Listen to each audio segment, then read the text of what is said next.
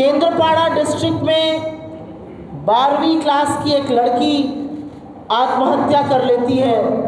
उसके साथ एग्जामिनर ने जोर ज़बरदस्ती की थी। कोरापुट डिस्ट्रिक्ट के लक्ष्मीपुर में एक माइनर लड़की के साथ रेप हो जाता है। बालासोर डिस्ट्रिक्ट में 10 साल की बच्ची के साथ निर्मम बलात्कार होता है। महामहिम राष्ट्रपति जी के गृह क्षेत्र मयूरभंज में गैंगरेप होता है। मलकानगिरी चित्रकोंडा में आदिवासी रेजिडेंसी स्कूल में रहने वाली क्लास 10 की बच्ची एक बच्चे को डिलीवर करती है। छपुआ में क्लास 6 की बच्ची प्रेग्नेंट है। बरी में क्लास 6 की बच्ची प्रेग्नेंट है। पिपलीपुरी में क्लास 10 की बच्ची प्रेग्नेंट है। और यही नहीं, मुख्यमंत्री के गृह क्षेत्र 2022 में क्योंझर में एक अमानवीय घटना हुई। एक लड़की का रेप हुआ, उसकी हत्या हो गई। आरोपी की मुख्यमंत्री के साथ, आरोपी की तमाम बीजेपी के बड़े नेताओं के साथ फोटो है। वो बीजेपी युवा मोर्चा का उपाध्यक्ष था। उसके खिलाफ आज तक कोई ठोस कदम नहीं उठाया गया। ये लेकिन आंकड़े इससे भी ज्यादा भयावह हैं। आंकड़ों के मुताबिक, और ये हम अपने घर से आंकड़ा नहीं लाए हैं, ये कांग्रेस पार्टी का आंकड़ा नहीं है, ये आंकड़े सदन में सरकार ने बताए हैं। और जो यहाँ के पुलिस के आंकड़े, उसके बेसिस पे आपके सामने कुछ आंकड़े रख देते हैं। करीब 44,000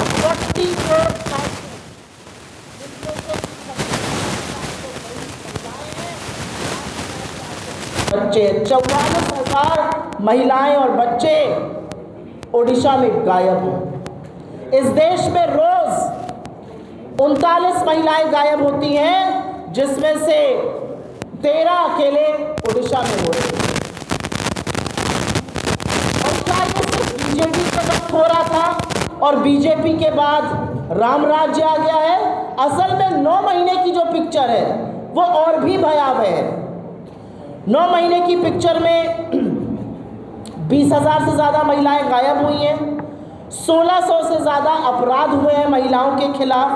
60 से ज़्यादा गैंगरेप हुए हैं। और क्राइम अगेंस्ट वुमेन में एनसीआरबी का डेटा है कि ओडिशा इस देश में नंबर 4 पर है। और ये वो मामले हैं जहां पर एफआईआर हुई है, जहां पर मुकदमा चल रहा है। कन्विक्शन रेट तो खैर बहुत ही कम है। ऐसे तमाम और मामले हैं जहां पर ना एफआईआर, ना शिकायत दर्ज हुई, ना मुकदमा चला, ना कोई छानबीन हुई, ना सच जानने का प्रयास हुआ। तो ऐसे में कांग्रेस पार्टी को क्या करना चाहिए? इस देश की आधी आबादी, ओडिशा की आधी आबादी के खिलाफ, और खास तौर से दलित, पिछड़ी और आदिवासी बेटियों के साथ ये खतरनाक षड्यंत्र, ये हवस का गंदा नंगा नाच किया जा रहा है। कांग्रेस पार्टी को क्या करना चाहिए?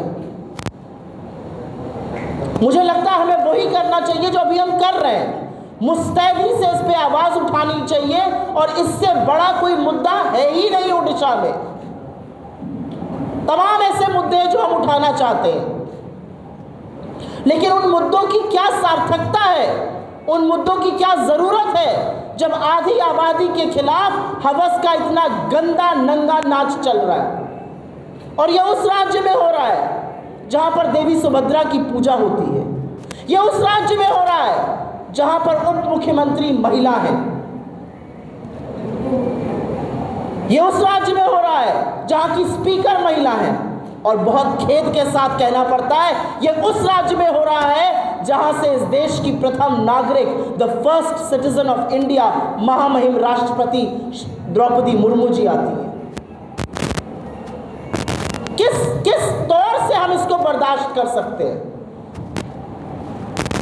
क्योंकि ये पूरी मिली भगत है।